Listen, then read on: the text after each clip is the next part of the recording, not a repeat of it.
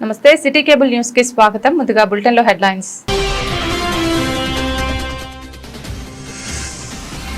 ప్రభుత్వం ఏర్పాటు చేసిన వరి ధాన్యం కొనుగోలు కేంద్రాల్లోనే రైతులు ధాన్యం అమ్మి మద్దతు ధర పొందాలని సూచించిన జిల్లా కలెక్టర్ గరిమా అగర్వాల్.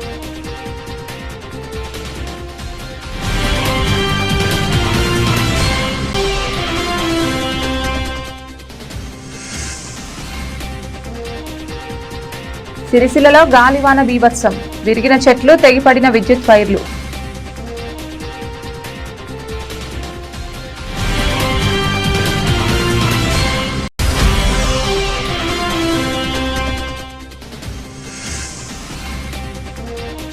ఐకేపీ కేంద్రం వద్ద కాంగ్రెస్ నాయకుల తీరును తప్పుపట్టిన మున్సిపల్ చైర్పర్సన్ జిందం కళ.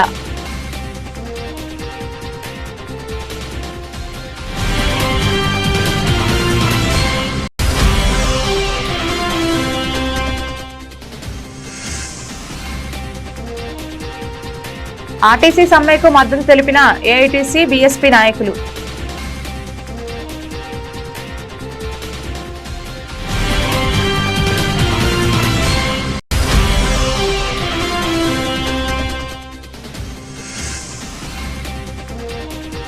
ప్రతిపక్షాలు బలంగా ఉంటేనే పాలకపక్షం బాధ్యతగా పనిచేస్తోందని వెల్లడించిన టీఆర్ఎస్ రాష్ట్ర ప్రధాన కార్యదర్శి జీవన్ రెడ్డి.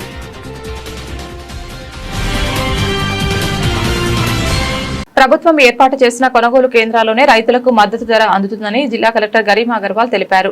తంగలపల్లి మండలం గోపాలరావుపల్లె గ్రామంలో ఐకేపీ ఆధ్వర్యంలో ఏర్పాటు చేసిన కొనుగోలు కేంద్రాన్ని ఈ రోజు జిల్లా కలెక్టర్ తనిఖీ చేశారు. కొనుగోలు కేంద్రంలో కల్పించిన వసతులను కలెక్టర్ పరిశీలించారు. ఎంత ధాన్యం వస్తుందని గన్ని బ్యాగ్స్ పై నిర్వాహకులను ఆరా తీశారు. ధాన్యం తేమ శాతం పరిశీలించారు. హమాలీలు ఎందరు ఉన్నారో అడిగి తెలుసుకున్నారు. జిల్లా కలెక్టర్ గరిమా అగర్వాల్ మాట్లాడుతూ కొనుగోలు కేంద్రంలో అన్ని వివరాలతో ఫ్లెక్సీ ఏర్పాటు చేయాలని ఆదేశించారు. ధాన్యాన్ని ప్యాడీ క్లీనర్ తో శుభ్రం చేయించాలని సూచించారు. టార్పాలిన్లు అందుబాటులో ఉండాలని తెలిపారు. ధాన్యం కొనుగోలు చేసిన వివరాలు ఎప్పటికప్పుడు ఆన్లైన్లో నమోదు చేయాలని ఆదేశించారు. నిబంధనల ప్రకారం అన్ని వసతులు కల్పించాలని సూచించారు. కేటాయించిన మిల్లులకు ధాన్యం తరలించేందుకు ఏర్పాట్లు చేసుకోవాలని సూచించారు. రానున్న సీజన్లో రైతులు సన్నరకం వడ్లు సాగు చేయాలని పిలుపునిచ్చారు. రైతులు కొనుగోలు కేంద్రాలను సద్వినియోగం చేసుకోవాలని జిల్లా కలెక్టర్ గరిమా అగర్వాల్ సూచించారు. ఈ పరిశీలనలో జిల్లా పౌర సరఫరాల అధికారి బుచ్చిబాబు, మేనేజర్ నరసింహ, తహసీల్దార్ విజయ్ ప్రకాష్ రావు, ఏపీఎంఓ, ఏవో తదితరులు పాల్గొన్నారు. సిరిసిల్ల పట్టణంలో ఒక్కసారిగా మారిన వాతావరణం పెను విషాదాన్ని, అపార నష్టాన్ని మిగిల్చింది. ఈ రోజు మధ్యాహ్నం ఒక్కసారిగా మొదలైన గాలి దుమారం, ఉరుములు, మెరుపులతో కూడిన భారీ వర్షం జిల్లా కేంద్రాన్ని అతలాకుతలం చేసింది. ప్రకృతి సృష్టించిన ఈ బీభత్సవానికి పట్టణ ప్రజలు భయాందోళనకు గురయ్యారు. పట్టణంలోని గాంధీనగర్ లో గాలివాన తీవ్రతకు ఒక ఇంటి గోడ ఒక్కసారిగా కూలిపోయింది. ఈ ప్రమాదంలో అక్కడ ఉన్న 6 వ్యక్తులు శిథిలాలు పడడంతో గాయపడ్డారు. స్థానికులు వెంటనే స్పందించి క్షతగాత్రులను చికిత్స నిమిత్తం ఆసుపత్రికి తరలించారు. బలమైన గాలుల దాటికి పట్టణంలోని ప్రధాన రహదారులతో పాటు బైపాస్ రోడ్లపై బారికేడ్లు ఎక్కడికక్కడే కొట్టుకొచ్చాయి. అనేక చోట్ల భారీ వృక్షాలు నేలకూలడంతో వాహనాల రాకపోకలు నిలిచిపోయాయి. బైపాస్ రోడ్డుపై ఉన్న షెడ్ల రేకులు గాలికి కాగితాల్లో ఎగిరిపడ్డాయి. విద్యుత్ తీగలపై చెట్లు విరిగిపడడంతో విద్యుత్ అంతరాయం కలిగింది. అప్రమత్తమైన యంత్రాంగం రోడ్లపై నిలిచిపోయిన చెట్లు, రేకులు మరియు కేర్లను తొలగించేందుకు మున్సిపల్ సిబ్బంది రంగంలోకి దిగారు. యుద్ధ ప్రాతిపదికన సహాయక చర్యలు చేపట్టి రాకపోకలను పునరుద్ధరించేందుకు చర్యలు చేపట్టారు.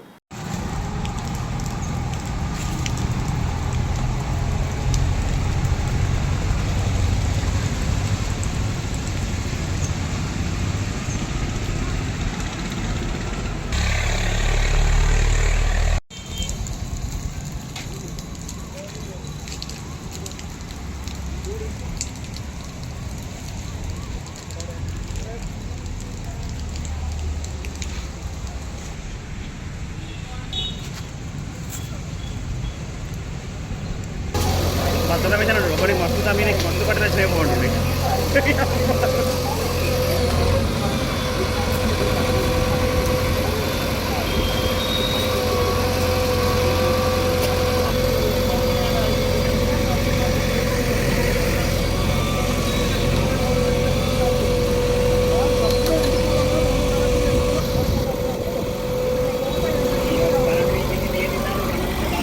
పదేళ్లు టీఆర్ఎస్ పార్టీ ఆధ్వర్యంలో ఉన్న ప్రతిపక్ష నాయకులకు సముచిత గౌరవం ఇచ్చామే తప్ప ఏనాడు అహంకారపూరితంగా వ్యవహరించలేదని సిరిసిల్ల మున్సిపల్ చైర్పర్సన్ జిందం కళాచక్రపాణి పేర్కొన్నారు.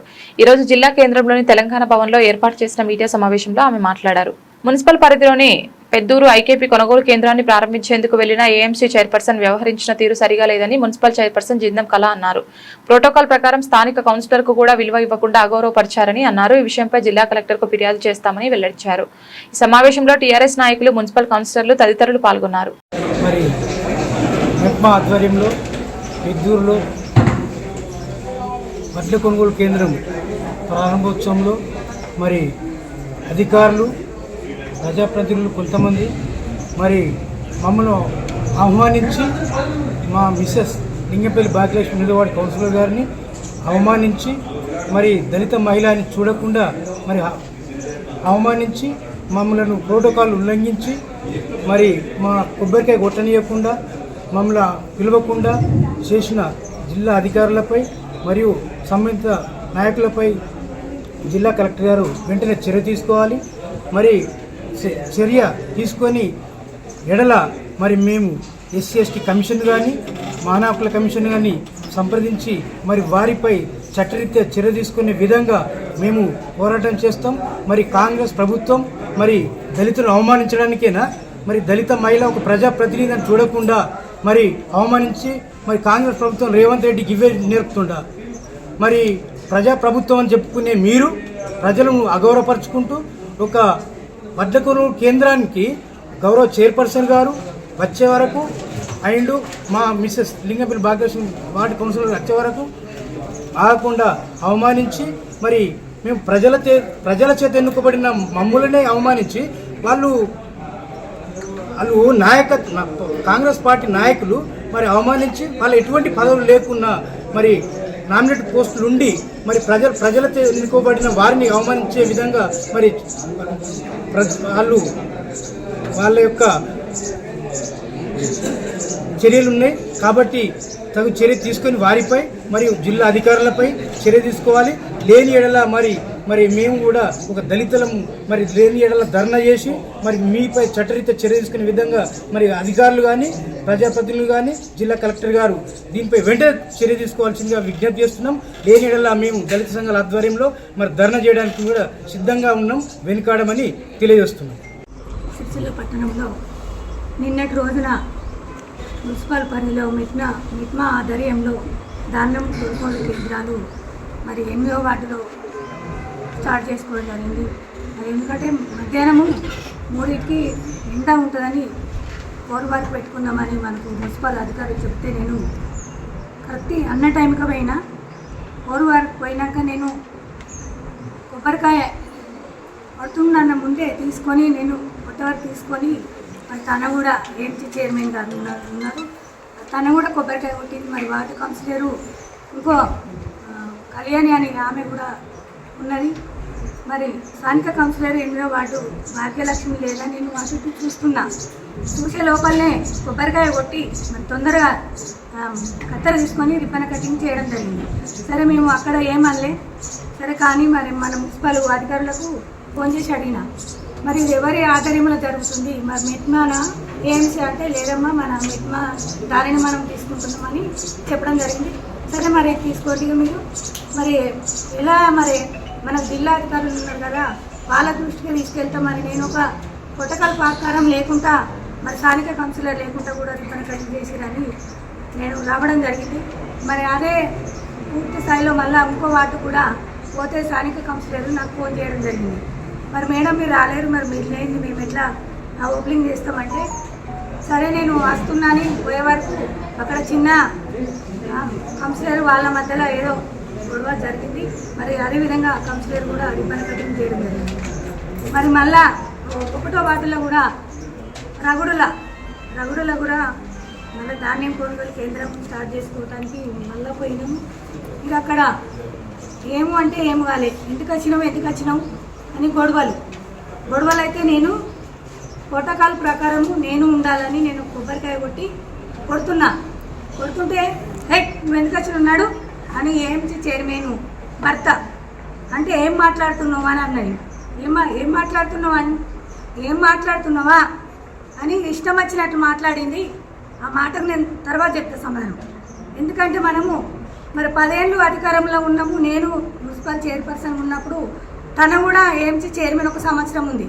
మన పరిధిలో వాళ్ళ పరిధిలో ధాన్యం కొనుగోలు అయినప్పుడు మరి నేను ప్రోటోకాల్ ప్రకారము తనకు రెండమ్మ అని కూడా రిబ్బన్ కటింగ్లో కూడా ఆమెను కూడా భాగస్వామ్యం చేసిన మరి మేము ఒక అధికారంలో 10 ఏళ్ళు ఉన్నప్పుడు ఇట్లాంటి హంభావం కొద్ది మేము ఎప్పుడూ మాటలు మాట్లాడలేదు. మా పట్టణ శాఖ అధ్యక్షులు కానీ మా పార్టీ నాయకులు కానీ ఎవరు కూడా మాట్లాడలేదు.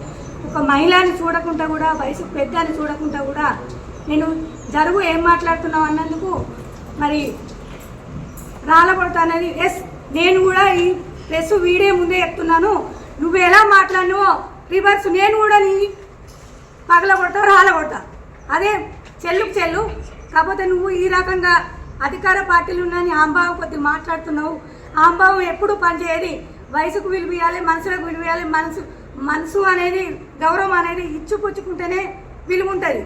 కానీ నువ్వు ఏదో కుట్ర పెట్టుకొని వేరే రకంగా ఏడు కానీ నేనే ముందుంటా అనుకుంటా వాటి ప్రోగ్రాంలు కానీ ఇంకోటి కానీ మరి నీకు నాకు ఎలాంటి శత్రుత్వం లేదు. నేను ఎప్పుడు కానీ ఒక మనిషిని గౌరవించే మాట్లాడతా. నీలాగా అహంకారం కొద్ది నేను మాట్లాడేప్పుడు నువ్వు ఎలా అన్నావో నువ్వు అలాగని మళ్ళా తిరిగి నేను కూడా చేస్తా. ఎందుకంటే నేను ఒక సంస్కారం ఉన్న మనిషిని, నేను ఒక హోదాలున్నా. నీలాగా రాళ్ళగొట్టా, పీలగొట్టా, కంసులేళ్ళ పట్టుకొని తాగచ్చిరు అది అని సభ్యత లేకుండా మాట్లాడా. నీ కాంగ్రెస్ పార్టీలకు నోరు విరుగుతలేదు.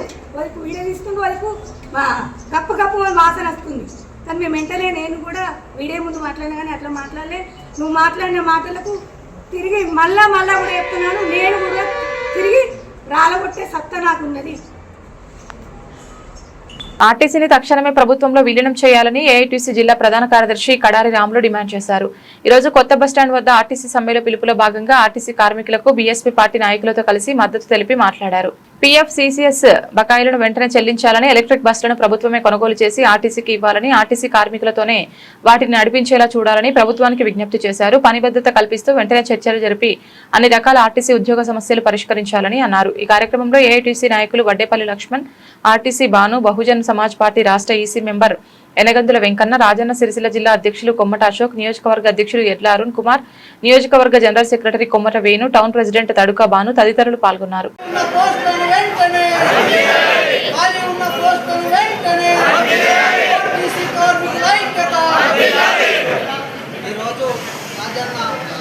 జిల్లా ఆర్టీసీ కార్మికులు చేస్తున్నటువంటి సమ్మె 2వ రోజుకు చేరుకోవడం జరిగింది. ప్రధానంగా రాష్ట్ర ప్రభుత్వం గతంలో టీఆర్ఎస్ ప్రభుత్వం ఉండగా ధర్నాలు చేస్తే సీఎం రేవంత్ రెడ్డి గారు కూడా స్వయంగా ధర్నాలలో పాల్గొని మా యొక్క ప్రజాపాలన ప్రభుత్వం వస్తే మీ ఆర్టీసీని ప్రభుత్వంలో విలీనం చేస్తాం, మీ సమస్యలు ఏమున్నా కూడా పరిష్కారం చేస్తామని చెప్పడం జరిగింది.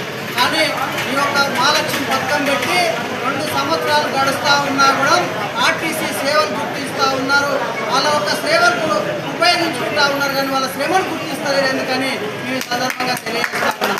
అదేవిధంగా ఇలా మీరు గతంలో ఇచ్చినటువంటి మెయిన్ ఫెస్టివల్ హామీలను వెంటనే అమలు చేసి ఆర్టీసీ కార్మికుల యొక్క సమస్యలను పరిష్కరించి వాళ్ళది 2017 పిఆర్సీ, 2021 పిఆర్సీ, అదేవిధంగా 2025 పిఆర్సీని వెంటనే అమలు చేయాలనేది కూడా మేము ఏఐటీసీగా డిమాండ్ చేస్తూ ఉన్నాం. అదేవిధంగా ఖాళీ ఉన్నటువంటి పోస్టులను పూర్తి స్థాయిలో భర్తీ చేయాలి. వెంటనే ఆ ఒక ఖాళీ ఏర్వీధి బస్సులను కొని ప్రైవేటుగా నడుపుతూ ఉన్నారు. ఆ ఒక బస్సులను కూడా వెంటనే ప్రభుత్వం కొనుగోలు చేసి ప్రభుత్వంలో విలీనం చేసి నూతన పోస్టులు పెంచాలని కూడా మేము ఏఐటీసీగా డిమాండ్ చేస్తూ ఉన్నాం. ఇలా ప్రజాపాలన ప్రభుత్వం గతంలో ఎన్నో బీఆర్ఎస్ ప్రభుత్వాలు ధర్నాలు చేసినప్పటికీ ఆ ప్రభుత్వంలో ఆ కాంగ్రెస్ ప్రభుత్వం అందరూ కూడా ఇక్కడ ఉన్నటువంటి ఎమ్మెల్యేలు కానీ ఇవాళ ఉన్నటువంటి మంత్రులు కానీ ఆ ఒక సమ్మేళనంలో పాల్గొని పూర్తి స్థాయిలో మా ప్రభుత్వం వస్తే ఇవాళ ఆర్టీసీకి ఏదైనా కూడా మేము చేయడానికి ముందంతా ఉంటామని చెప్పడం జరిగింది. కానీ 2 సంవత్సరాలు గడిపోతున్న క్రమంలో ఇప్పుడు వాళ్ళ యొక్క సమస్యలు ఇవాళ సమ్మె నోటీస్ ఇచ్చి సమ్మెలకు వచ్చి 2వ రోజు గడిచినా కూడా ఆ చర్చలు ఎలాంటి చర్చలు జరపక కాలయాపన చేస్తున్నటువంటి పరిస్థితి మేము అడుగుతా ఉన్నాం. వెంటనే వాళ్ళు అడిగేటి గొంతమ్మ కోరికలు కాదు. పొద్దుగాల పోతే డ్రైవర్ ఇంటికి తిరిగేస్తాడో లేదో తెలియదు. ఇవాళ 60-70 మందిని వాళ్ళ ప్రాణాలు అరిచేతులలో పెట్టుకొని కాపాడుకొని సురక్షితంగా ఆ ఒక గ్రామాలకు చేరుస్తున్నటువంటి ఆర్టీసీ అన్నల సమస్యలు, ఆ ఒక కండక్టర్ల సమస్యలు పరిష్కరించాలి. లేని వేళలో వెంటనే పెద్ద ఎత్తున ఆందోళన కార్యక్రమం ఈ యొక్క సంపూర్ణ మద్దతుతో పాటు ఈ మీరు పరిష్కరించిన వేళలో ఏఐటీసీ అన్ని జేఏసీ కార్మిక సంఘాలు కూడా పూర్తి పెద్ద ఎత్తున ఆందోళన కార్యక్రమాలకు సిద్ధమయ్యాయని ఈ సందర్భంగా తెలియజేస్తా ఉన్నాం. ఇలా వాళ్ళు కోరేటి ఏం కోరతలేదు, మీరు ఇస్తాన అనిలే అమలు చేయమని అడుగుతూ ఉన్నారు. దాన్ని ఎంతో ముందు ఎందుకు చేస్తున్నారో ఈ రాష్ట్ర ప్రభుత్వానికి మాకు అర్థమవుతుంది. పక్క రాష్ట్రం ఆంధ్రప్రదేశ్ కూడా ఇలా ఆర్టీసీ విలీనం చేసినటువంటి పరిస్థితి కనపడతా ఉంది. కానీ దాన్ని ఎందుకు ఈ తెలంగాణ రాష్ట్ర ప్రభుత్వాలు పేడసేవన పెడుతున్నాయో అర్థం చేసుకోలేనటువంటి పరిస్థితుల్లో ఉన్నారు. దాన్ని వెంటనే ఆ ఒక చర్చలు జరిపి అన్ని కార్మిక సంఘాలను పిలిచి వాళ్ళ ఒక సమస్యలు పరిష్కరించవలసిన అవసరం ఉందని ఈ సందర్భంగా తెలియజేస్తా ఉంది. ఇలా మీకు ఎలక్షన్లు వస్తున్నాయంటే బస్సులు మందిని తీసుకొచ్చడానికి పనిచేస్తూ ఉన్నాయి. కానీ వాళ్ళు ఇలా ధర్నాలో కూర్చున్నారంటే వాళ్ళ సమస్యలు పరిష్కరించడానికి మీకు ఆలోచన ఎందుకు వస్తలేదో మేము అడుగుతా ఉన్నాం. ఇలా ప్రధానంగా ఆర్టీసీ కార్మికుల యొక్క వాళ్ళ ఇవాళ జీతాల సవరణ, ఇలా ప్రధానంగా వాళ్ళ ఆగిపోయినటువంటి పిఆర్సీ, ఇలా ఆర్టీసీ ఆస్తులు కూడా ఒక్కొక్కటి 90 ఏళ్ళకు కుదబెట్టడం జరిగింది. దాన్ని కూడా పూర్తిగా ఇడిపించి కూడా అది ప్రభుత్వంలో విలీనం చేయాలి. లేని వేళలో ఆర్టీసీ ఆస్తులను కూడా యథావిధిగా ఆర్టీసీకే కొనసాగించాలని కూడా మేము ఏఐటీసీగా డిమాండ్ చేస్తూ ఉన్నాం. లేని వేళలో పెద్ద ఎత్తున ఆందోళన కార్యక్రమం చేస్తామని సందర్భంగా తెలియజేస్తే అవకాశం ఇచ్చినందుకు అందరూ కూడా ఆర్టీసీ కార్మికులు కూడా రాష్ట్రంలో కాంగ్రెస్ ప్రభుత్వం ఏదైతే ఎన్నికల హామీ ఇచ్చిందో మరి ఆర్టీసీ కార్మికులకు సంబంధించిన పిఆర్సీలు 2021 కానీ 2025 కానీ 2027 కానీ మరి కార్మికులకు ఏదైతే సవరణ బిల్లు ఉందో తెలంగాణ రాష్ట్రంలో 40 లక్షల మంది నిరుద్యోగులు ఉన్నారు. మరి ఎంతోమంది డ్రైవర్లు చాలామంది నిరుద్యోగ సమస్యతో బాధపడుతున్నారు. ఖాళీ ఉన్నటువంటి పోస్టులను తెలంగాణ రాష్ట్ర ప్రభుత్వం ఆర్టీసీలో వెంటనే వాళ్ళ పోస్టులను నింపాలని చెప్పి బీఎస్పీ పార్టీ నుంచి మేము డిమాండ్ చేస్తున్నాం. మరి స్వాతంత్రం వచ్చి 78 సంవత్సరాలు అయినప్పటికీ కూడా ఈ రాష్ట్రంలోనే 40 లక్షల మంది నిరుద్యోగులు ఉన్నారు, మహిళలు ఉన్నారు, యువకులు ఉన్నారు. మరి నిరుద్యోగాన్ని నిర్మూలించేటువంటి పాత్ర రాష్ట్ర ప్రభుత్వం తీసుకోవాలి. మరి తీసుకున్నట్టుంటే ఇప్పుడు ఇలా ఆంధ్రప్రదేశ్లో కానీ, తమిళనాడులో కానీ, కర్ణాటకలో కానీ ఆర్టీసీని ప్రభుత్వంలో విలీనం చేయడం జరిగింది. అంటే ఇంత పెద్ద సంస్థను మరి రాష్ట్ర ప్రభుత్వం పట్టించుకున్నట్టుంటే దీని ద్వారా లాభదాయకమైనటువంటి ఎన్నో ఉన్నాయి. మరి వీళ్ళకు సంబంధించిన లేబర్ యాక్టివిటీస్ మీద బాబాసాహెబ్ అంబేద్కర్ దీనికోసము కొన్ని చట్టాలను కూడా రూపొందించడం జరిగింది. మరి కార్మికుల కోసము న్యాయశాఖ మంత్రిగా పార్లమెంటులో బీసీ హక్కుల కోసము, మహిళా హక్కుల కోసము తన న్యాయశాఖ మంత్రిని రాజీనామా చేసినటువంటి చరిత్ర బాబాసాహెబ్ అంబేద్కర్ ఉన్నది. ఏదైతే ఈ సమస్యలు పరిష్కారం చేయకపోతే మరి పార్లమెంట్ నుంచి రాజీనామా చేసినటువంటి చరిత్ర బాబాసాహెబ్ అంబేద్కర్ గారికి ఉన్నది. మొన్న జరిగినటువంటి మహిళా బిల్లు కూడా మీరు చూడొచ్చు. కాబట్టి ఎన్నికల హామీలు ఏదైతే ప్రభుత్వం ఇచ్చిందో వాటిని వెంటనే అమలు చేయాలని చెప్పి బీఎస్పీ పార్టీ నుంచి మేము డిమాండ్ చేస్తున్నాం. ఒక ఓటు చాలా విలువైనది. ఆ ఓటు విలువ మన ప్రజలకు తెలియకనే వేయడం జరుగుతుంది. ఈ ప్రభుత్వాలకు ఓటుకు చంపించే అధికారం ఉన్నది, పనికిచ్చే అధికారం ఉన్నది, ఉద్యోగం ఇచ్చే అధికారం ఉన్నది. ఈ రాష్ట్ర భవిష్యత్తును మార్చే శక్తి ఈ రాష్ట్ర ప్రభుత్వానికి, కేంద్ర రాష్ట్ర ప్రభుత్వాలకు ఉన్నది. మరి ఆ ఓటును మనం వేయడం మూలంగా ఓటేసినాక ఓడమల్లప్ప, ఓటు అయిపోయిన తర్వాత ఓడమల్లప్ప అన్నట్టు ఈ రాష్ట్ర ప్రభుత్వాలు చేయడం జరుగుతుంది. ఏదైతే ఎన్నికల హామీలు వెంటనే అమలు చేయాలని లేని పక్షంలో సమ్మె విరమించేది లేదు. బహుజన సమాజ్ పార్టీ ఈడిసెల్లి ఢిల్లీ దాకా ఉన్నది. సమస్యలు వస్తాయి. ఏ సమస్య కూడా పోరాటం చేయకుండా, సమ్మె చేయకుండా పరిష్కారం కాలేదు. మీరు చూడండి, ఏ ఉద్యమంలో అయినా, ఏ డిపార్ట్మెంట్లోనైనా సమస్యలు వచ్చినప్పుడు మనం ఈ కార్మికులు అనేక అన్ని యూనియన్లు సంఘటిత శక్తిగా ఉండి సమస్యలు పరిష్కారం అయ్యే వరకు ఉద్యమించాలని చెప్పి కోరుతూ మా బీఎస్పీ నుంచి మీకు సంపూర్ణ మద్దతు ఉంటుందని తెలియజేస్తూ జై భీమ్. నా పేరు అశోక్, నేను జిల్లా అధ్యక్షుడిని బీఎస్పీ పార్టీ నుండి. నేను ప్రభుత్వానికి ఒకటే చెప్తున్నా, ఆర్టీసీ అంటే ఓన్లీ బస్సులే కాదు, ఇక్కడ లక్షలాది మంది కుటుంబాల జీవనాధారం ఆధారపడి ఉన్నది. వీళ్ళు 12 మేనిఫెస్టో ఆ డిమాండ్స్ను మీరు తొందరగా అమలు చేయాలని సభాముఖంగా తెలియజేస్తున్నాము. ఈ 12 డిమాండ్స్ మీరు అమలు చేయకపోతే పెద్ద ఎత్తున మేము ధర్నాకు పోరాటం చేస్తామని మేము తప్పకుండా మద్దతిస్తున్నాం.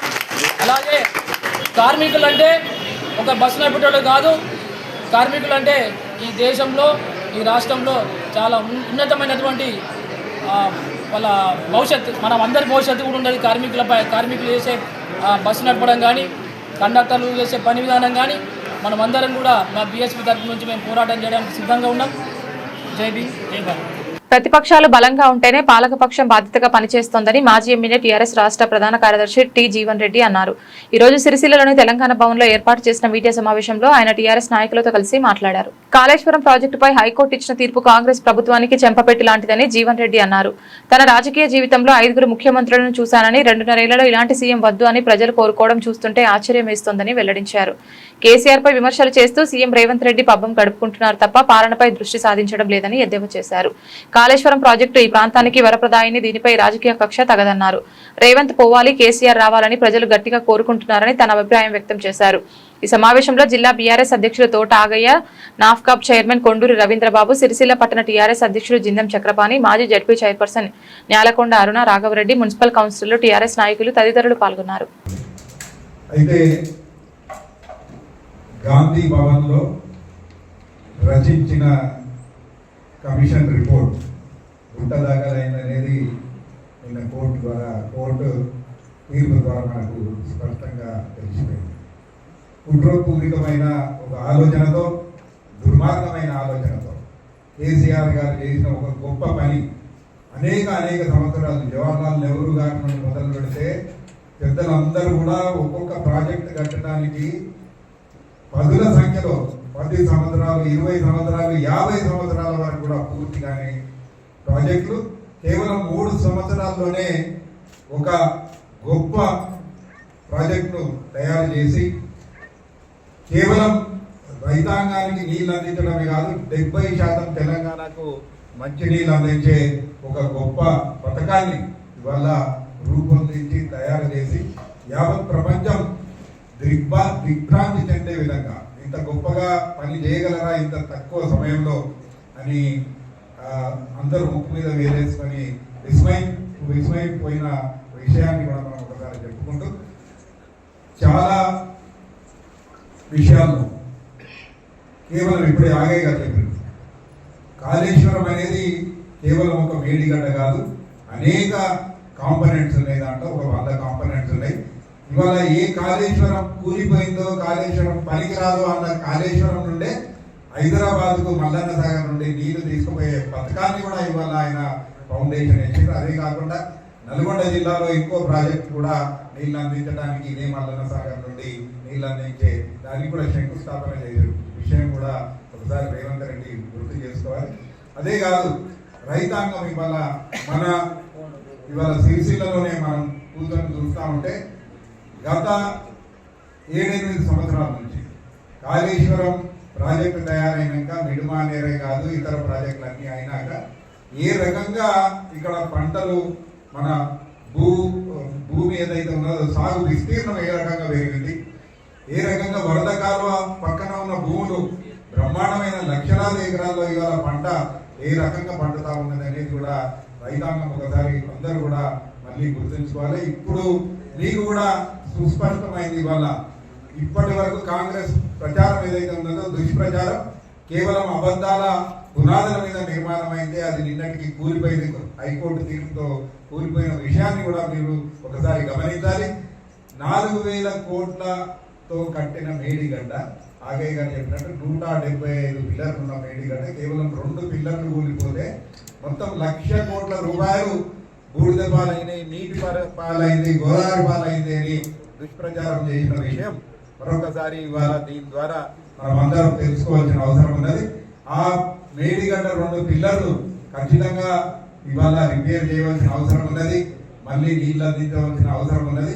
ఇవాళ రోజు కరువు వస్తే అదే మేడిగడ్డ మనం ఆదుకుంటుంది అనే విషయాన్ని గమనించవలసిన అవసరం ఉన్నది కాంగ్రెస్ ప్రభుత్వానికి. ఇప్పటికైనా సోయి వచ్చి మీరు పనిచేస్తే సరే లేకుంటే ఇక దాని పరిణామాలు విపరీతంగా ఉంటాయి. ఏ రకంగా ఉంటాయి అనేది నేను చెప్పనక్కర్లేదు. ఏదేమైనా కానీ ఇవాళ కేసీఆర్ గారు కానీ హరీష్ రావు గారు కానీ ఇలా కడిగిన ముత్యంలాగా కోర్టు తీర్పుతో వారి సంకల్పం ఏదైతే ఉన్నదో, వారి ఆలోచన ఏదైతే ఉన్నదో, తెలంగాణని సస్యశ్యామలం చేయాలనే ఆలోచన ఏదైతే ఉన్నదో మన బీఆర్ఎస్ పార్టీ అధినేత కేసీఆర్ గారికి దానివల్ల ఎంత ప్రయోజనం జరిగిందని కోర్టే మాట చెప్పిన తర్వాత ఇంకా వేరే ఎవరు కూడా ఏం మాట్లాడే అవసరం లేదనే మాట కూడా నేను తెలియజేస్తూ పెద్దలు గౌరవనీయులు జీవన్ రెడ్డి గారిని చెప్పిన మొదటి పర్యటన సిరిసిల్ల పట్టణానికి రావటం, మీ అందరిని కలుసుకునే అవకాశం లభించటం, మరి ఈరోజు పత్రికా ముఖంగా అసలు వాస్తవం ఏదైతున్నదో ఈ కాళేశ్వరం ప్రాజెక్టు పట్ల అపోహలు సృష్టించి ఒక కుట్రపూరితంగా వల్ల తెలంగాణ రాష్ట్ర ఏర్పాటు ఉద్యమ నేత, బీఆర్ఎస్ పార్టీ అధ్యక్షులు, వాస్తవం తెలంగాణ రాష్ట్రానికి జీవనాధారమైనటువంటి ఈ కాళేశ్వరం ప్రాజెక్ట్ నిర్మాణానికి చొరవ చూపెట్టినటువంటి కేసీఆర్ గారి పట్ల కొంత ఒక కుట్రపూరితంగా దోషికి ఎత్తి చూపాలైతే ప్రయత్నం చేయడం జరిగిందో దాన్ని నిన్నటి రోజు రాష్ట్ర అత్యున్నతమైనటువంటి న్యాయస్థానం హైకోర్టు పటాపంచలు చేస్తూ ఏ పీసీ ఘోష్ కమిషన్ నివేదిక ఆధారంగా దోషికి ఎత్తి చూపాలని ప్రయత్నం చేయడం జరిగిందో ఆ పీసీ ఘోష్ కమిషన్ నివేదికకు చట్టబద్ధత లేదు, దాని ఆధారంగా ఏ విధమైన చర్యలు తీసుకునేటువంటి అవకాశం లేదు అని చెప్పని పేర్కొనడం ఏదైతుందో ఒక విధంగా ఇది రేవంత్ రెడ్డి గారి ప్రభుత్వానికి చెంపపెట్టు లాంటిదని చెప్పండి. మన మిత్రుడు ఆగయ్య గారు ఇక్కడ జిల్లా బీఆర్ఎస్ పార్టీ అధ్యక్షులుగా, అంటే మా మిత్రుడు రవీంద్రరావు గారు సుదీర్ఘ కాలంకెళ్ళి నాకు అత్యంత సన్నిహితులు, టెస్కాప్ చైర్మన్గా వారు సేవలు అందించిండ్రు.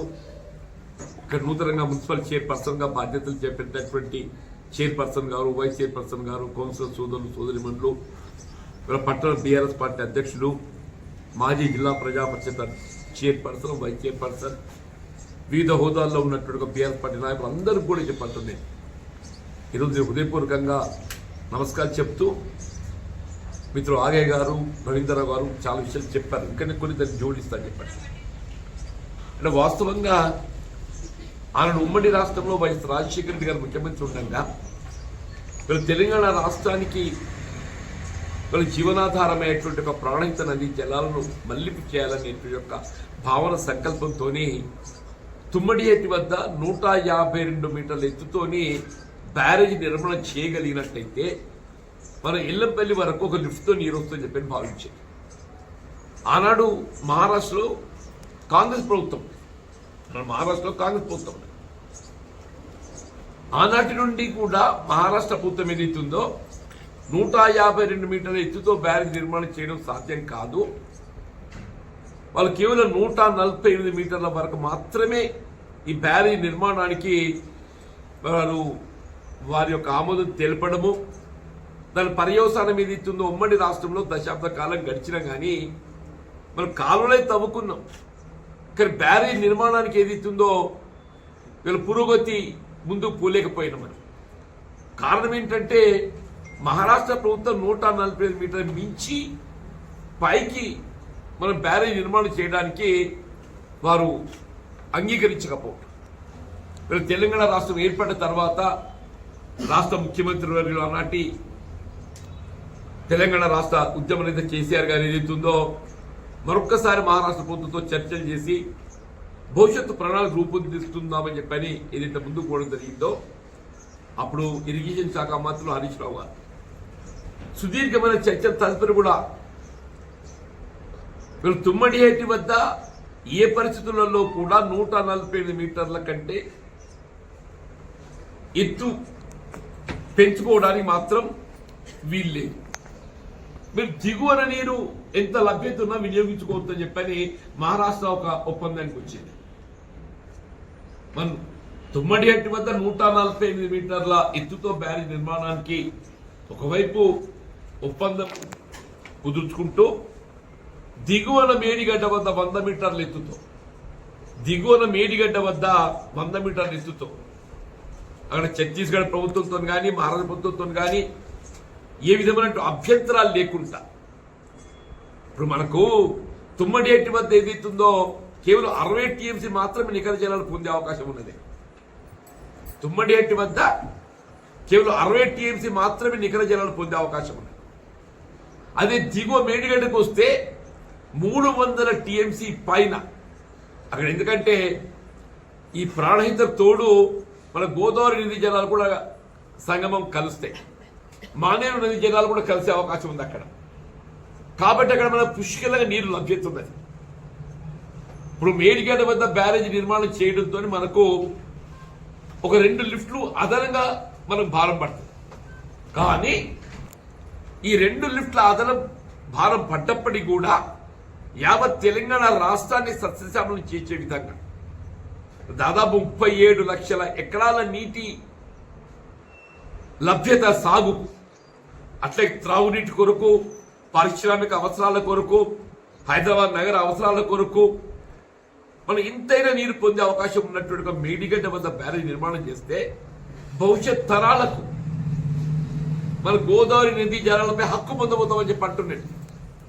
అంటే కేసీఆర్ గారి దూరదృష్టాలను ఏంటంటే మేడిగడ్డ వద్ద గట్ట మనం బ్యారేజ్ నిర్మాణం చేసుకుంటే గోదావరి నదీ జలాలపై మనం ఏ 300 టీఎంసీ నీటిని వినియోగించుకునే అటువంటి ఒక అవకాశం అనుమతులు పొందుతున్నామో మనం హక్కు పొందబోతామని చెప్పి అంటున్నాడు. ఆ దూరదృష్టితో వారు కేవలం ఏదైతుందో వారు కేవలం దశాబ్ద కాలంలో ప్రాజెక్ట్ నిర్మాణం పూర్తి చేయడమే కాదు, ప్రాజెక్ట్ నిర్మాణం పూర్తి చేయడంతో పాటుగా వీళ్ళ నదీ జలాలను వినియోగంలో కూడా తీసుకొచ్చి మనం 4 పంటలు పండించుకుని అని చెప్పండి, 4 పంటలు పండించుకోవాలని చెప్పండి. మరి ఏదైతున్నదో మనకు తుమ్మడి ఏటి వద్ద నీరు లభ్యత ఆశించిన మేరకు లేకపోవటం, వీళ్ళ మేడిగడ్డ వద్ద నీరు ఏదైతుందో మనకు పుష్కలంగా లభించటం, ఇవన్నీ దృష్టిలో పెట్టుకొని వీళ్ళ జాతీయ వనరులు అంటే సిడబ్ల్యూసి అనుమతులకు అనుగుణంగా, సెంట్రల్ వాటర్ కమిషన్ అనుమతులకు అనుగుణంగా వీళ్ళ నిర్మాణం కూడా ఏదైతుందో మనం పవర్ ఫైనాన్స్ కార్పొరేషన్కి వెళ్ళి కొత్త రుణ సదుపాయం పొందినమే. ఎందుకు ఆ మాట చెప్తున్నానంటే పవర్ ఫైనాన్స్ కార్పొరేషన్ ఏ ప్రాజెక్ట్ నిర్మాణానికైనా కావలసినటువంటి అనుమతులు అన్ని ఉంటేనే కానీ వాళ్ళు ఫైనాన్స్ చేస్తారు. నిర్మాణానికి కావలసినటువంటి అనుమతులు లేకుంటే పవర్ ఫైనాన్స్ కార్పొరేషన్ అనుమతి చేయదు.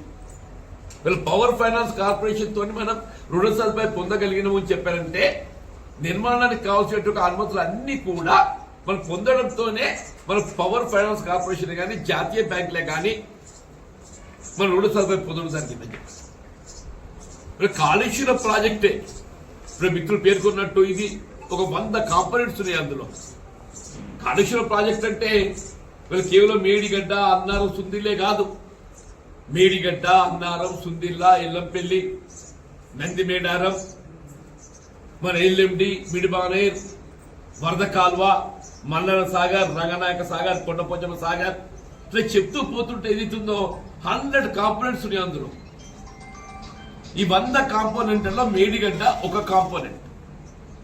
మేడిగడ్డ బ్యారేజ్ నిర్మాణానికి మనకు అయిన వ్యయం 4,000 కోట్లు. మేడిగడ్డ బ్యారేజ్ నిర్మాణానికి మనకు అయిన వ్యయం 4,000 కోట్లు అని చెప్పండి. ఈ 4,000 కోట్లలో ఒక 2 పియర్సే అక్కడ శాండ్ ఎరోజన్ తో వరదలు అతిగా వచ్చి శాండ్ ఎరోజన్ సాంకేతిక కొంత సమస్యలు ఉత్పన్నం కావడంతో ఒక 2 పియర్స్ ఏదైతుందో క్రాక్ వచ్చింది. అంటే అది మరమ్మతు చేయాలి అని చెప్పారంటే కేవలం ఒక మనం 300-400 కోట్లతో మరమ్మతు చేయగలిగే అవకాశం. ఈ 2 పియర్స్ క్రాక్ రావడం అంటే ఇంకొకటి కూడా గమనించాల్సింది ఏంటంటే ఈ మేడిగడ్డ బ్యారేజ్ నిర్మాణం వీళ్ళ దేశంలోనే కాదు ప్రపంచ వ్యాప్తంగా వీళ్ళ ప్రఖ్యాతి గాంచినటువంటి ఒక నిర్మాణ సంస్థ ఎల్ఎన్టీ నిర్మాణం చేసింది. ఈ నిర్మాణం చేసింది ఎల్ఎన్టీ నిర్మాణం చేసింది. LNT is a public undertaking company. అది ఎల్ఎన్టీ పబ్లిక్ అండర్టేకింగ్ కంపెనీ, అదేదో ప్రైవేట్ యాజమాన్య సంస్థ కాదు. అది వాళ్ళ అనుమతులు, సాంకేతిక పరిజ్ఞానం, సాంకేతిక అనుమతులు అవన్నీ కూడా చూసుకొనే వాళ్ళు టెండర్ ఆమోదం ముందుకు పోవడం దొరుకుతుందని చెప్పంటున్నారు. ఇక్కడ ఇంకో గమనించదగ్గ విషయం ఏంటంటే ది నిర్వహణ భారం కూడా ఏదైతుందో వాళ్ళపై ఉన్నది. నిర్వహణ భారం ఏదైతుందో 3 సంవత్సరాల వరకు ఆ నిర్మాణ కాంట్రాక్టర్ పై భారం ఉన్నది. ఈ డిఫెక్ట్ లయబిలిటీ పీరియడ్ ఏదైతుందో వాళ్ళపై ఉన్నది. అంటే మనం ఏ 400 కోట్ల భారం పడుతుందని చెప్పి మనం భావిస్తున్నామో ఆ 400 కోట్ల భారం కూడా వాళ్ళే భరించే అవకాశం ఉన్నది. ఇవన్నీ మనకు అవకాశాలు ఉండి మనం మేడిగడ్డ బులెటిన్ ముగించే ముందు హెడ్లైన్స్ మరొకసారి. ప్రభుత్వం ఏర్పాటు చేసిన వరిధాన్యం కొనుగోలు కేంద్రాల్లోనే రైతులు ధాన్యం అమ్మి మద్దతు ధర పొందాలని సూచించిన జిల్లా కలెక్టర్ గరిమా అగర్వాల్.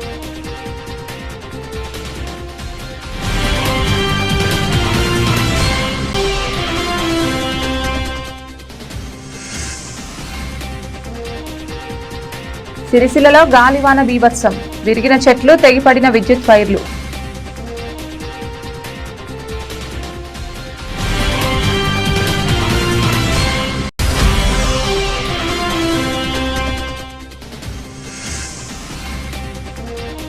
ఐకేపీ కేంద్రం వద్ద కాంగ్రెస్ నాయకుల తీరును తప్పుపట్టిన మున్సిపల్ చైర్పర్సన్ జిందం కళ.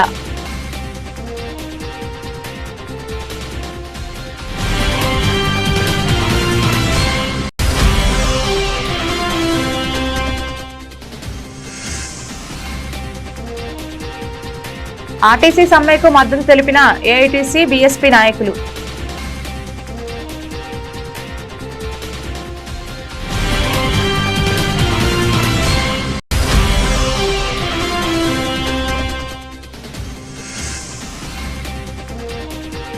ప్రతిపక్షాలు బలంగా ఉంటేనే పాలకపక్షం బాధ్యతగా పనిచేస్తోందని వెల్లడించిన టీఆర్ఎస్ రాష్ట్ర ప్రధాన కార్యదర్శి జీవన్ రెడ్డి.